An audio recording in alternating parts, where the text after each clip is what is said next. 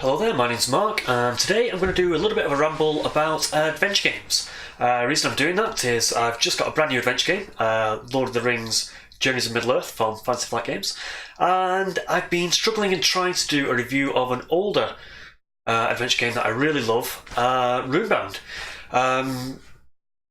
There were just so many complex mechanics going on, so my review was sort of tripping over my tongue and not getting out there. So instead, I've looked back at all my adventure games.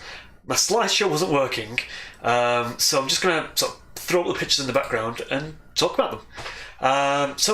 Basically, starting from my past, first adventure game was Hero Quest. I'm wondering what the young kids are doing these days, what their first adventure game is. Is there any of these others on this list? But I played Hero Quest. I love painting the miniatures. I made a lot of my own characters and monsters, extra spells, extra weapons and things like that. But I don't think I ever played it that often. Maybe once or twice with the brothers and the friends, but not that often. Then came Advanced Hero Quest, and that had this solo mechanic, and that was absolutely fantastic. I spent loads of time in that game. And they also merged Advanced Hero Quest with things like the Fighting Fantasy books and such like that. I started using the story in the Fantasy Flight game books and introducing them and sort of merging the game into Advanced Hero Quest and making up monsters and such like that. But Advanced Hero Quest, a solo game, had tables. So you start out with some stairs, you'd then roll on a table and see if you got a long corridor or a short corridor, if it was a dead end or a T-junction. You can then roll for hidden rooms, and then you'd roll for doors that are in this dungeon. You go up to a door, you'd roll to see the type of room. Was it a small one, a large one? Was it a hazard? Was it a lair? Was it a quest room? And some of the dungeons could be tiny. Some of the dungeons would sort of sprawl out, but loads of weekends. So I don't know what other teenagers were doing, but I absolutely loved Advanced Hero Quest, even playing it by myself. Then I did get some friends, and I played. One of my friends had Warhammer Quest, and that was quite fun. We leveled up a couple of levels, not too drastically. I don't know if we ever got to level 5 or 7, maybe 10. I'm not too sure. Enjoyed playing I had the noble character. I had like a pistol and sword wielding noble, and I liked that the game was a dungeon master. You'd often shuffle up a deck and then draw the cards to work out, instead of rolling on tables like Advanced Hero Quest, you just draw from a deck of cards to see what you have to face and fight. And occasionally, once it got beyond the cards that came with the box, you could then start rolling on tables for more advanced stuff. So these games sort of formed my young mind and my love of fantasy books, fantasy adventures, fantasy stories, Lord of the Rings. What was it? David Eddings, the Belgeron, and such like that. So that's my history of games. Then I probably started getting into modern board games. Started playing Carcassonne. What else can you see in the background here? Dominion, Seven Wonders, Dixit, things like that. But let's focus on the adventure games. There were two rivals at the time: Dungeons and Dragons Adventure System games and Descent. Descent probably had a second edition, which I didn't look at. It looked like it was a very long game and some weird abstract line of sight things going on. I didn't quite like what I saw. So I went down the Dungeons and Dragons Adventure System games, and I loved them because they were simple and they're about an hour's hit. The shortest adventure games of anything on this list. So very easy, very family friendly, but not a lot of depth to them. They didn't have like character skills and things like that. It's literally you're plumped on the entrance of a dungeon. You need to go to a certain depth of the dungeon. Then you're going to encounter the boss, kill it, and you win. Rinse and repeat. You could do that in an hour. All you'd encounter were traps and monsters, and there wasn't much story there really. But it had fantastic miniatures. I also play, or did, I've not played for a while now, D&D. Played from 2nd edition. skips 3rd edition, really disliked that one. 4th edition sort of got me back into it with all the daily powers and things, which is how the D&D Adventure System games are designed. They sort of come with daily at-will powers you can use over and over again, and daily powers that flip over and you can't use them again until certain things will reactivate them. And the D&D Adventure System games have fantastic range of miniatures. The ones I have are the first 4 in the collection. Castle Ravenloft had your undead. Wrath of Shardlon had your demons and orcs. Legend of Dritz was next, I think. And then Temple of Elemental Evil. Legend of Dritz had your spiders and dark elves, etc. Temple of Elemental Evil got a little bit weird with its creatures. Oh no, cultists. That was very cool if you liked human characters for guards and things like that, actually. And then they've done 2 more since then. 2 of Annihilation, which I didn't pick up. The miniatures didn't appeal to me. But they've done another one recently, which is appealing, which has beholders and such in it, and lots of ruffians and cultists. Again, that looks very good to sort of drop into as generic characters and monsters in other games. And that's the Mad Mage, so keenly looking at that, but I can't see myself getting it anytime soon because I got into Descent and absolutely love Descent as a tactical dungeon crawler. It's when you're playing D&D, you can go into a dungeon at your own pace. I never felt rushed in any of the games that I've ever played with D&D. Never felt like there was a mob of orcs and things nipping at heel like you do see in the movies. So just thinking of Lord of the Rings when they're going through Goblin Town, they are literally rushed right through there because if they stop around, there's more goblins than they could ever shake a stick at and hope to defeat. And that's what Descent feels like. You literally have to rush through the dungeon, otherwise time will get the better of you and you'll be destroyed. Now Descent, the original game just came with its 1 versus many, so 1 player is a dungeon master and the other 3 or 4 people play the heroes. I played one-off adventures. We've tried to do a campaign. There's about 9 missions in a campaign. Never happened for me. The groups always drift apart, unfortunately. Even the really keen ones, to be honest. We still keep in touch, but we never really got together. So then they brought out the app, and that is why this game is fantastic. You can play it cooperatively, so you don't need a dungeon master, so when you're playing with friends, or you can play it solo. You can control 2 to 3 characters is manageable, and the app will control the monsters and throw them at you.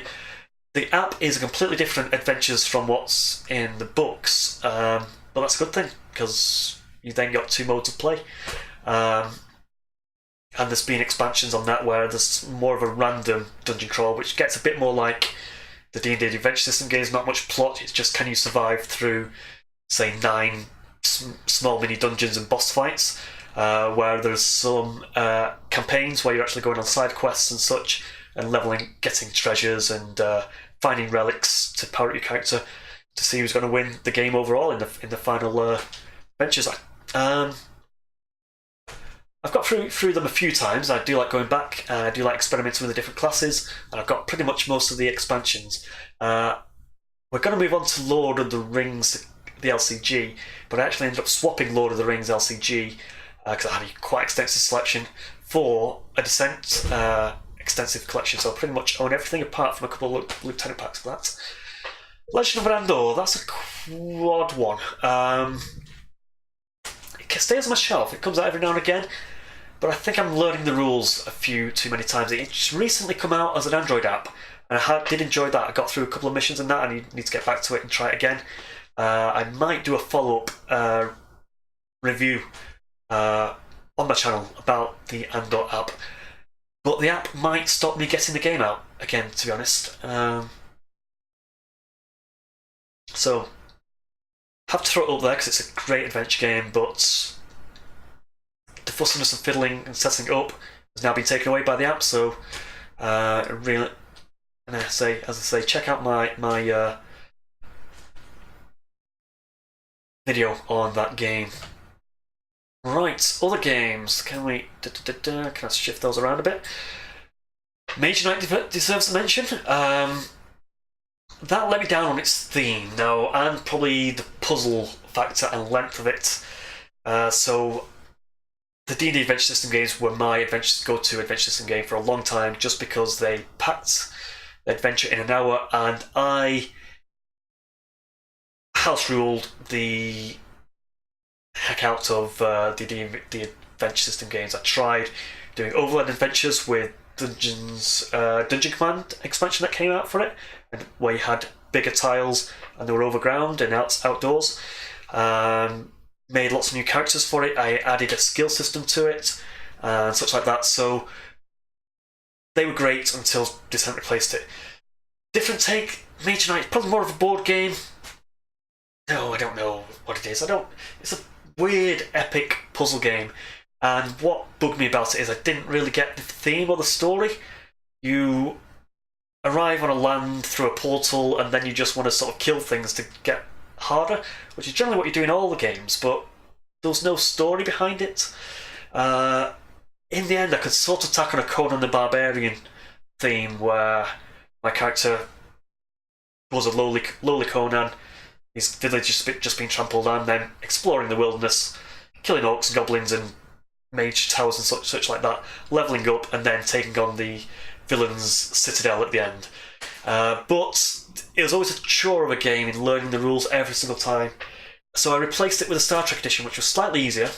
And whenever a Star Trek series comes around or a new movie comes around, and I want that sort of challenging, puzzly game, I can go to that and I still feel I can relate to Mage Knight plays. So I'm probably not a dedicated solo board gamer, but the Star Trek one did it for me. I miss the fantasy theme, but that probably takes us nicely onto Runebound. Runebound probably does everything that I wanted Mage Knight to do. Runebound is my absolutely favourite game in all the ones that I've got listed here. And if I'm going to recommend an adventure game to you, it would be Runebound. Runebound takes you on that overland journey of being a lonely adventurer, but lets you choose your path on how you level up. Do you go adventuring in adventure sites, doing going to certain locations and trying to overcome challenges to get trophies and level up? Are you just going to go to towns and trade goods and sort of join thieves guilds and things? There's nice little mechanics and skills and things that you can get, which change every time you play. I've had games where I've been a trader. I've had games where I've managed to get a good weapon early on, and then I could just go out and fight things in the wilderness to get harder. Ones where I've gone for the adventuring system and that dice mechanic. Runebound has about 4 different mechanics. It's got a dice rolling Yahtzee movement adventuring mechanic, a skill flipping skills challenge mechanic. I'm not going to go too deep into it. The combat mechanic, but it takes away the dice and sort of replaces them with pogs, which is a little bit Marmite-esque. Not everyone enjoyed that change. Took away the randomness. I did play 2nd edition, but I got rid of it because it was too random. I didn't enjoy it. It felt like a slog playing solo, whereas this one is an absolute joy. It tells a story, it tells a tale. I bring it out every now and again and enjoy it. It's got lots of replayability, even just a cold box, even just fighting the main dragon scenario in the first box.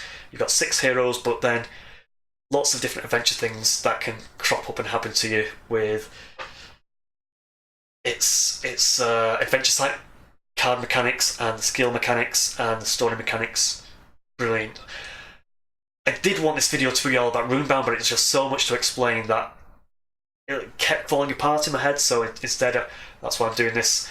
All the adventure games that I've ever played, sort of what is out there. Video. Does that make sense? What else is there? Eldritch Horror. That's kind of a Runebound-esque Cthulhu World one, but it didn't grab me. Again, it felt very random.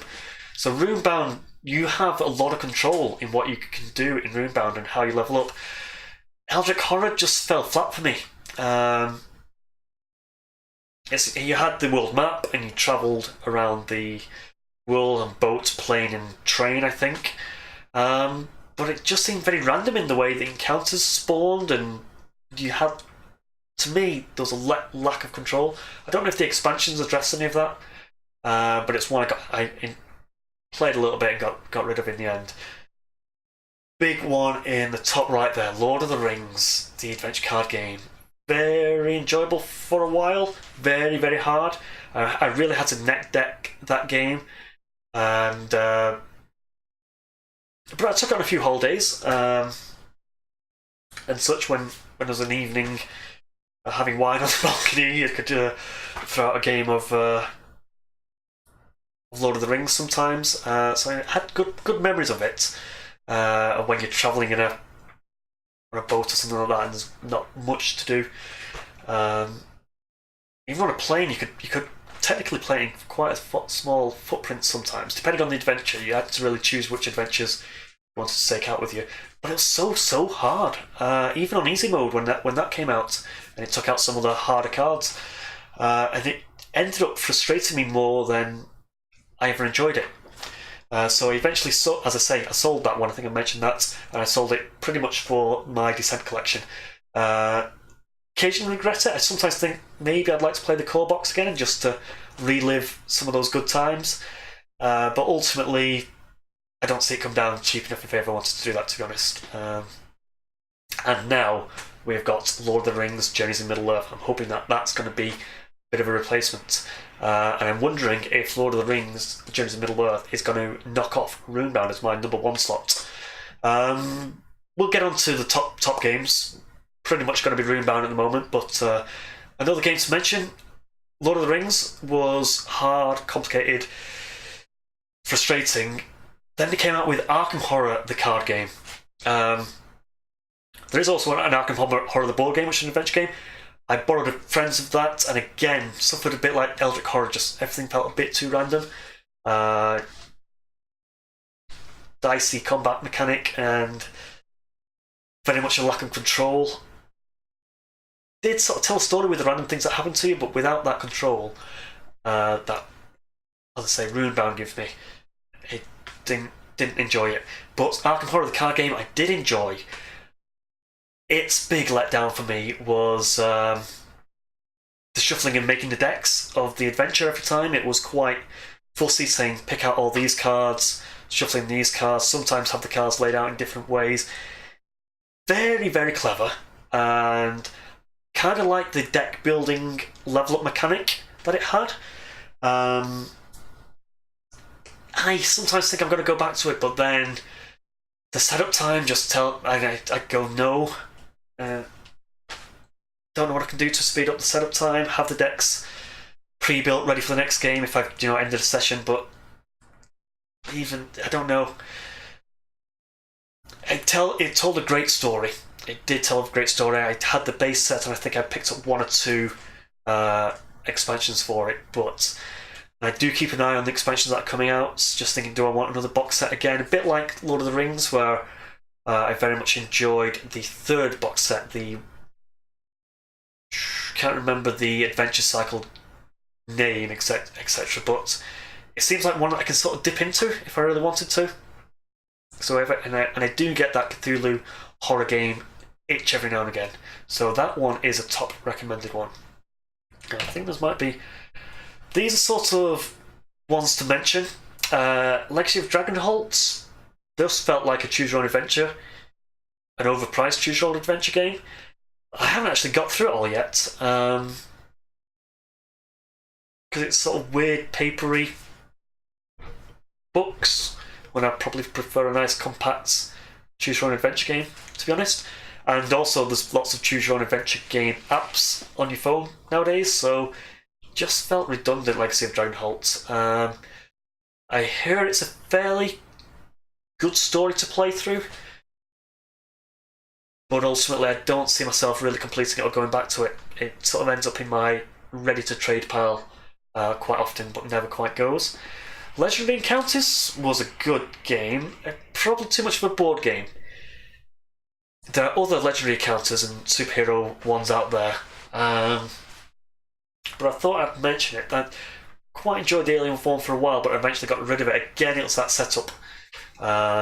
Even with the best organised, it's shuffling lots of decks of cards together, which is a no, and I love the way that they're going with apps, because that sort of takes that away. Heroes of Tennoth. I haven't played that one yet, but I did play the one it was based on, Warhammer Quest, the card game. Very enjoyable, quite tactical, but they lost the license, so lack of expansions, that made me get rid of that. Keeping my eye on Heroes of Tennoth, seeing if that's going to get expansions. Are they going to keep the world of Tennoth alive? I hope that game does well, because it sort of had that Lord of the Rings LCG itch, but was more fun for me. It had a bit of a campaign mechanic to it, so you'd level up through two or three quests. It wasn't an epic campaign, but I don't mind that. So another one to look out for. So what we've got to look out for: Descent, love it. Runebound, absolutely fantastic, love it. Heroes of Tennoth, great. Arkham Horror, the LCG, great.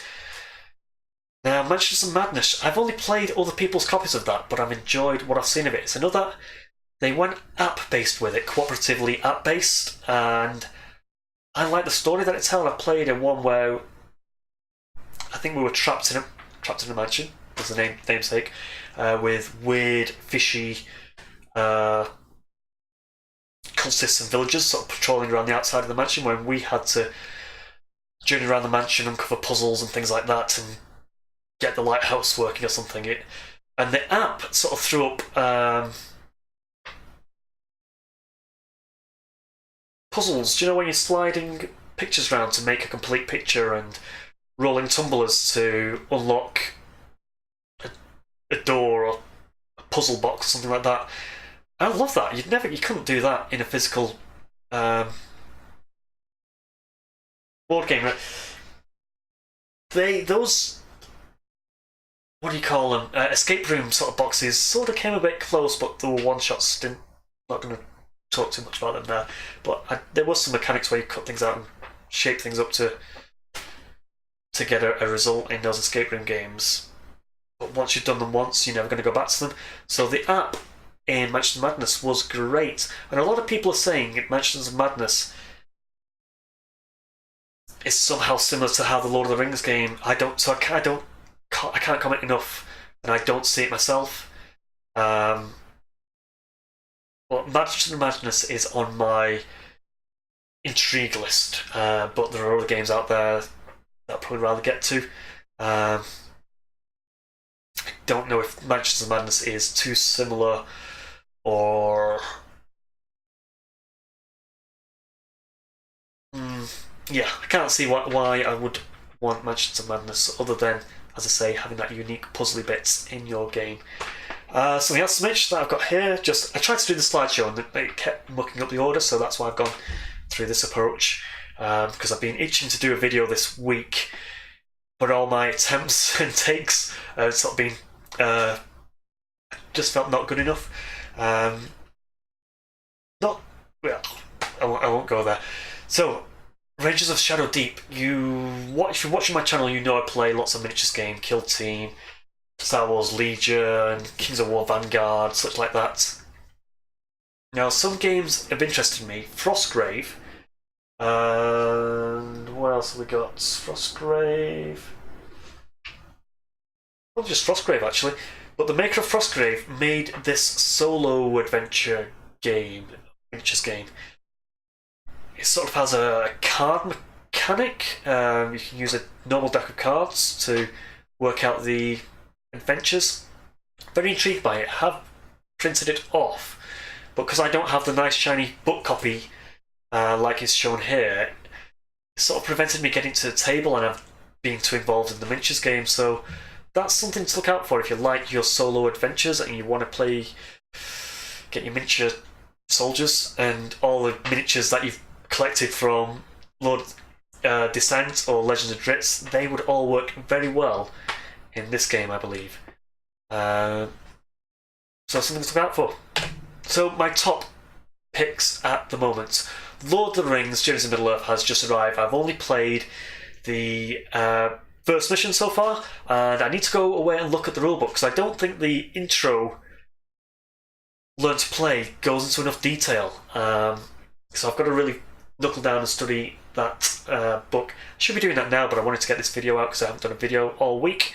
So my go-away top games are number 1 by far and away, Runebound. Love it. If you don't like a game with an app, and you're gonna give Lord of the Rings a pass, I do recommend Runebound for you. It's got that epic overland journey feeling to it, but it's just got so much control in how you go about telling your tale. It's not just about killing the monsters, and it is eventually about just killing the big boss, unfortunately. But the way it tells its story, it's a simple, I might call it Mage Knight light in a way, but the story it tells, I'm never disappointed with it. When I played it multiplayer and solo, I enjoy it every single time. It's one of those where your mind is going to go into overdrive and you're going to put the tale in it your own way. But if you've got that kind of imagination and you need an evening's relaxing sort of storytelling break with yourself, highly recommend Runebound. Descent, if you want more tacticals and minis and a dungeon crawl feeling, or a dungeon rush feeling, as I do mention, it does feel like those Lord of the Rings streams when you really rush through the dungeon. The app is great for co-op play and solo play. I've had many hours of enjoyment of that, and there are lots of expansions out there. And they seem to be slowing down a little bit on the support, but they are still supporting it. They had a live feed tonight with their new hero classes for it, so hopefully we won't see the end of Descent. I love the World of Terranoth. I've got the Battle Lore games. I even picked up the Rune Wars games. I love it. I like it for its genericness. When I'm playing Lord of the Rings, actually, let's go on to that. I picked the 2 non-heroic characters, Berivor and Eleanor, because that's why I like Terranoth, because I'm not playing an epic hero from a book, because I don't like it when an epic hero from a book goes wrong and dies under my control. I much prefer having an unnamed captain of the guard that I'm in control of and I can put my own image on and then play through the adventure that way. So when I play Aragon, it doesn't have to be Aragon in my head. It won't be Aragon. It'll be like a captain of the guard and such like that. Gimli and Legolas. I can't not play Gimli and Legolas. I'll probably stick with them. But it's weird. I do chop and change on that subject. Sometimes I play the Runebound with characters that remind me of Gimli and Legolas, but they never are truly Gimli and Legolas. And I like that detachment, is what I'm trying to say. That is my roundup. There has been other games, but because of OBS mucking around with my slideshows and things like that, OBS is the tool that I'm using to make these videos. There are things that I've played and I wanted to mention. Kingdom Death Monster. Number 1, it was too expensive. It's a rare, very arty type of game. I played a few games of one of my friend's copies. Never really enjoyed it. It just seemed too random in dice combat. I can see what they were getting at, leveling up, killing monsters. That Monster Hunter try vibe where you kill monsters, get its components, and then build better weapons and armor out of them. I didn't delve deep enough into it to enjoy it. The map was bland and uncolourful to me, whereas the Descent one and all its different miniatures were absolutely fantastic. The miniatures in Kingdom Monsters were truly weird and artistic, but again, I probably like my more generic fantasy, which I can port these monsters into other games. I can use them in D&D. I can use them in my own little war games that I make up and such like that. I didn't get any of that vibe from Kingdom Death Monster. Another one that's very popular at the moment, Gloomhaven. I've maybe played 1 or 2 missions of that. Interesting card mechanic, and again, it's an expensive one. And when I see it set up on all these boxes and bags and things like that, that's a big put off. harking back to the D&D Adventure System games, I like to just sort of get out a game. I'd like a little organiser that I can fit in a box ideally, or keep on one of my shelves somewhere. Some of them do overflow from the boxes, but they're in organisers, and I can sort of just flip open one box, pull out the hero, pull out his tokens, and get the game going. And Gloomhaven, from what I've seen and read, doesn't have that. It seems like it's much more fussy, and I want to stay away from fussy games. Runebound's quite a nitty-gritty setup, but you can sort of set it up quite easily in advance, and you can even keep the same setup between games and still have a different experience just by shuffling it a little bit. And Descent, once you got in an organiser, is quite easy. So I don't want to detract from Gloomhaven. I heard good things about it, but I don't think it's one that I'm ever going to get into myself. What else was there? There was Gears of War, which is kind of like a sci-fi dungeon crawler. Not much to say about that. I do sometimes regret getting rid of it, especially with it being out of print, etc. But a sort of foible of Fantasy Flight Games, their games do run a little bit long. So that's why I stopped playing it, really, and I started getting into Descent and the D&D Adventure System games more. What other games did I have on my list? Let's see if I put them all on a blog page. Nope, not that blog page. Can I read it? Come on. And I think I have a few other games on that list. Let me just scan through it. Mentioned Warhammer Crest, mentioned the Adventure System games, mentioned Mage Knight. Robinson Crusoe? Maybe too much of a survival board game than an adventure game. I never got to grips with the cards and dice mechanic. It was a hard game, that one. So that's why that one... I tried to... I keep mentioning the slideshow that mucked up. I tried to keep it to less than 20, so I ended up cutting out these games. Imperial Assault, I did pick up that in a good deal. Again, game trades and such like that. And it's basically just a sci-fi version of Descent. I prefer fantasy than sci-fi, but the Solo movie, I enjoyed the new Star Wars Jedi movie. Star Wars just comes around every now and again, and I love it when it does. So I picked up Imperial Assault just to cash in on those vibes every now and again. You probably don't need to own both Imperial Assault and Descent, to be honest. Pick one or the other. Are you a sci-fi person or a fantasy person? I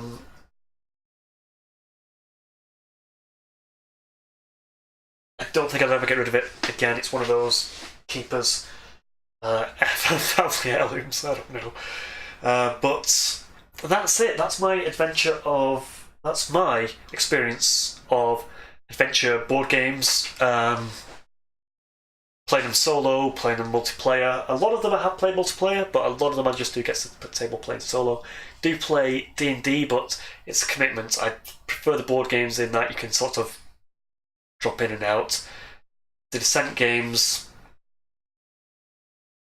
a bit like your role playing, you want to try and get a group to commit, but you're often playing it in a board gaming night environment, so when the new hotness comes in, it sometimes pushes these campaign games out the way, so probably depends very much on your local group of friends.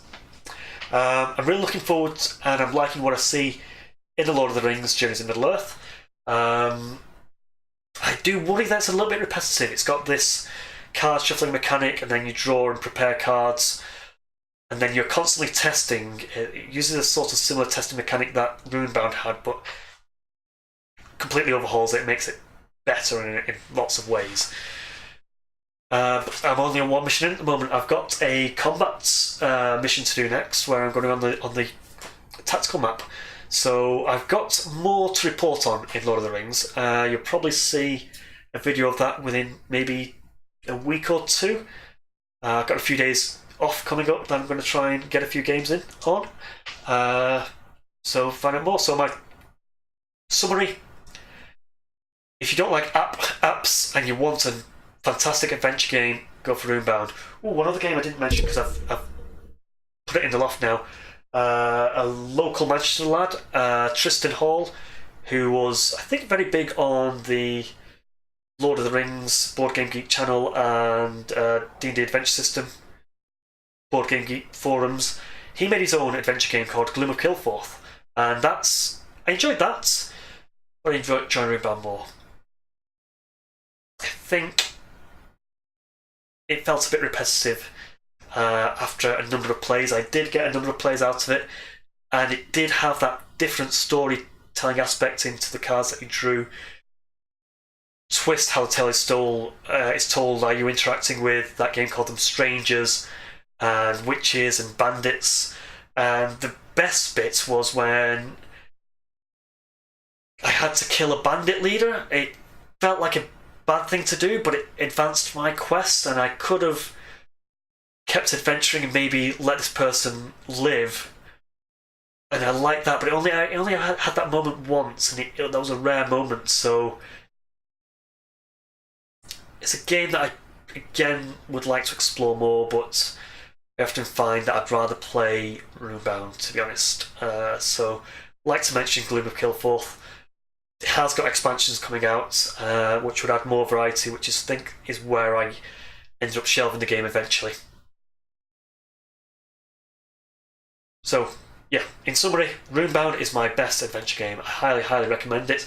I feel it might be going out of print. I don't know if we're going to see another edition of it. I've seen it months ago. I know Americans and Canadians and such were talking about it being in the sales and such like that. I think it's still quite expensive in the UK, but if you can see it being traded, I do recommend you get hold of that one. I love Runebound. Descent for your more tactical games, Lord of the Rings because of the current hotness surrounding it, and as I say, I'll try and get a video on Lord of the Rings and my thoughts on that, maybe by the end of next week, I think. In other news, I'm going to a Kings of War Vanguard miniature games this weekend, and yeah, I think I'm going to wrap up there. How was that? Try and do it in one take, and I think I'm just going to let it roll like that, because I've been struggling with it all week, so I'm just going to let it out there. So let me know what you think. Did I miss any adventure games that you think are important and that you really enjoy? Do you play your adventure games in a group, or do you play them primarily solo as a nice relaxing evening task to do? I like them because they take me away from adventure games, take me away from the computer screen. I'm at a computer screen all day at work, so I find a cup of tea or a glass of wine and a nice game,